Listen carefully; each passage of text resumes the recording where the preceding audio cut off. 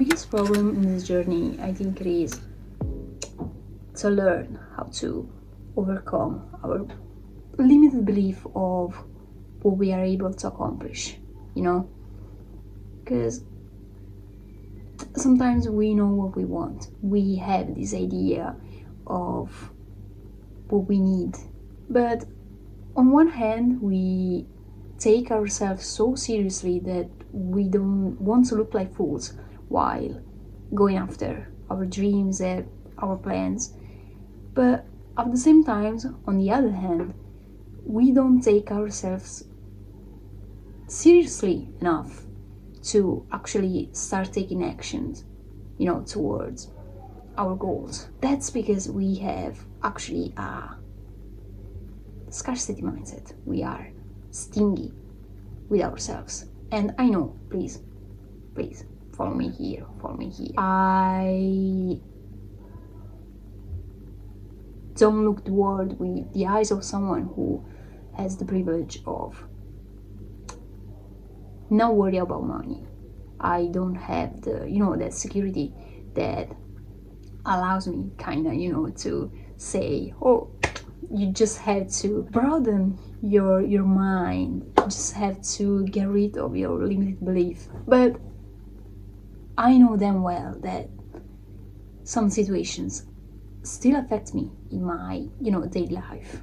I had opportunities stripped away from me because I couldn't afford them, because I literally didn't have the money to go after those paths. And I just know damn well that those events, those situations are still, kind of shaping me in how I move in my daily life. So this scarcity mindset thing is more like related to your relationship with your past and your choices and mistakes in a way. Sometimes we start making plans, but we don't want our luck to run out. We don't want our ideas to stop flowing. And we don't want opportunity to stop knocking at our doors.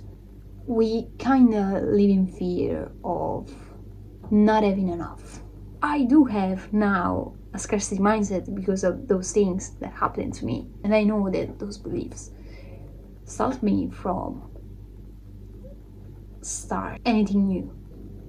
Julia sees the creative process as a spiritual issue, made of hundreds and thousands of leap of faith. So whenever we have an idea, we have to put away this wall that we have built around us, because I think that now, 5 weeks deep into this mess, I think I've seen how easily and how quickly we can start thinking negatively, not only about ourselves but also about the circumstances we are in. Honestly, I'm still learning how to reframe my emotions, how to not let a mood or a negative emotion affect me in what I do. Honestly, not that great at it, but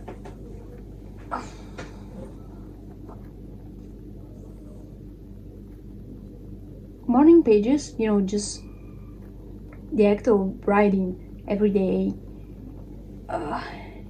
makes you more aware of the fact that your mood, your emotions are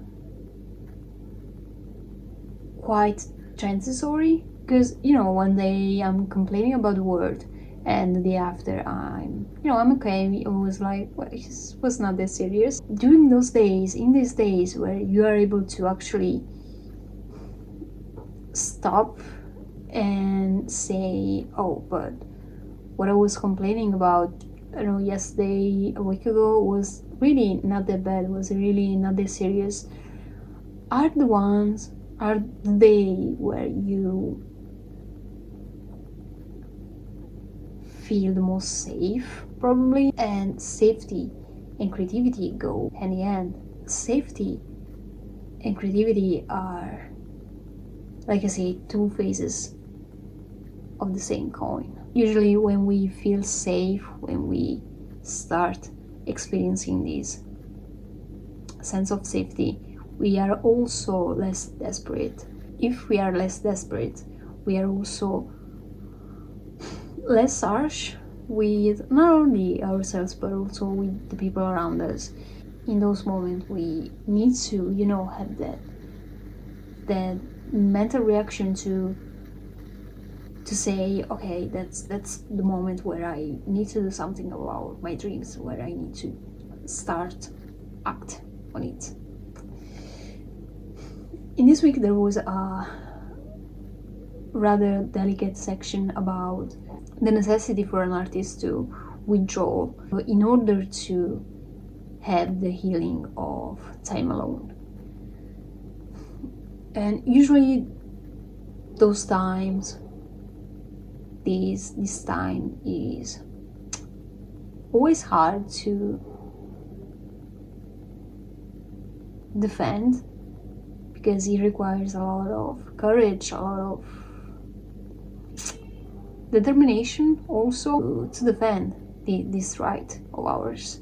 This time and space will definitely start to bother maybe family and friends, because most of the times they read this withdrawal as is something related to them, something concerning them, while it is not.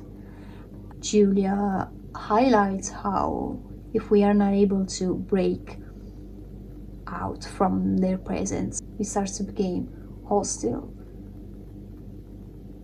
depressed, maybe sullen.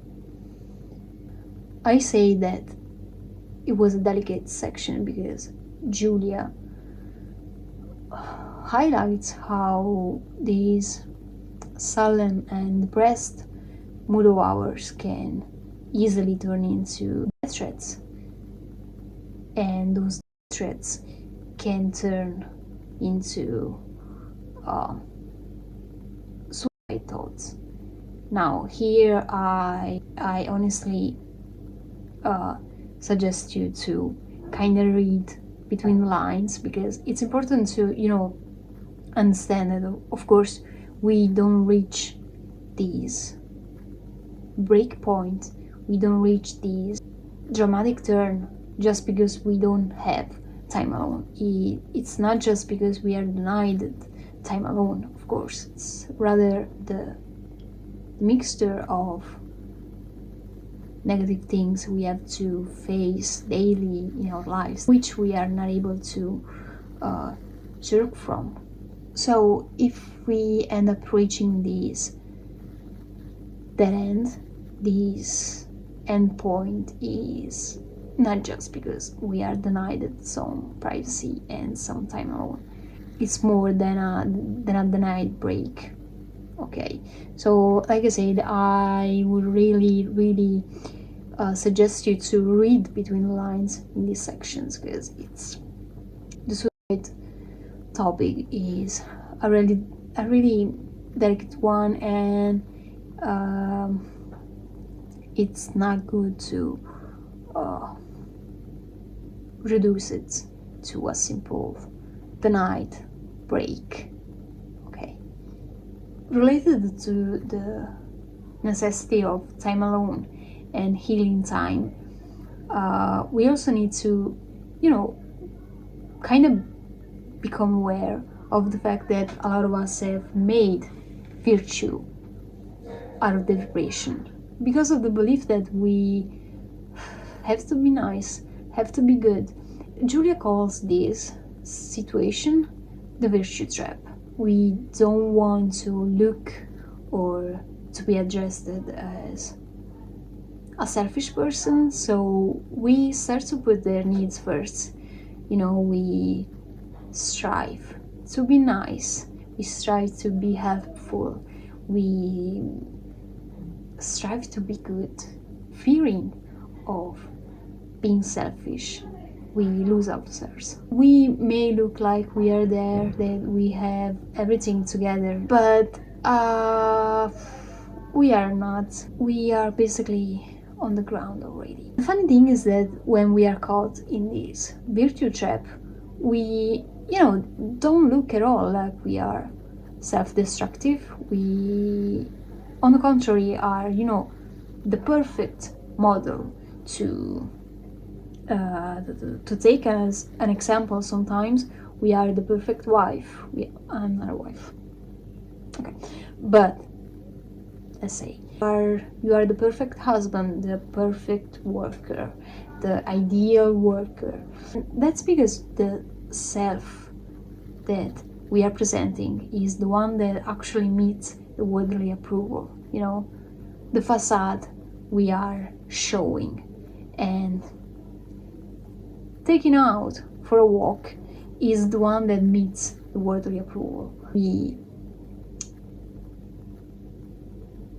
kind of stop to listen to what our own ideas are and just look for others' opinions without even, thinking and wondering if our own needs and theirs actually meet, if our needs are the same. Most sometimes they aren't, but we still listen and choose to listen their opinions over ours. If the cure to break free from this trap is being told that we are selfish, I think that, maybe being selfish is not a bad option as we think, Perdiamo tanto di noi stessi in questo cercare di accontentare gli altri e cercare di tendenzialmente piacere a tutti.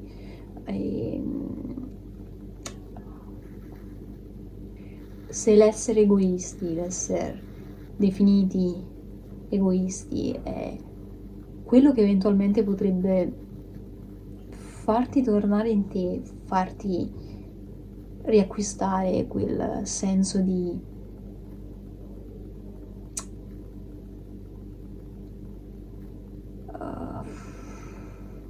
possibilità, allora credo che l'essere considerati egoisti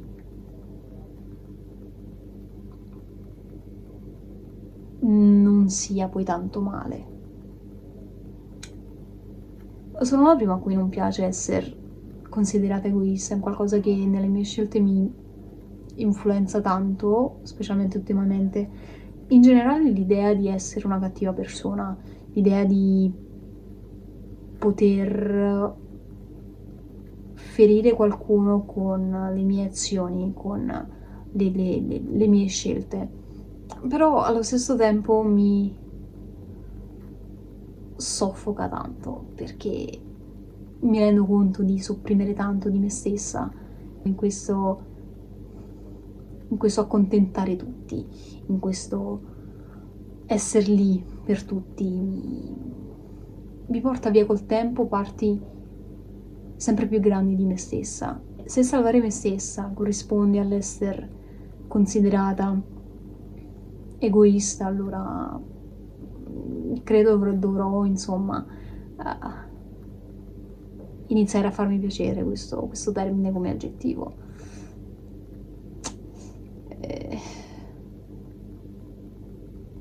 That's actually all. Week 5 was pretty short. It has though a lot of exercises. It has a ton of exercises, so I'm not gonna mention them this time because there were really a lot, but I would suggest you to do them all because they aim to explore, your relationships with your limiting belief. Mi sembra di non aver parlato di nulla onestamente questa volta, mi sembra di essere un video un po' vuoto, forse riprende molti concetti che sono stati già presi in esame o comunque citati nelle vecchie settimane, però questa era la quinta settimana e ci vediamo alla prossima.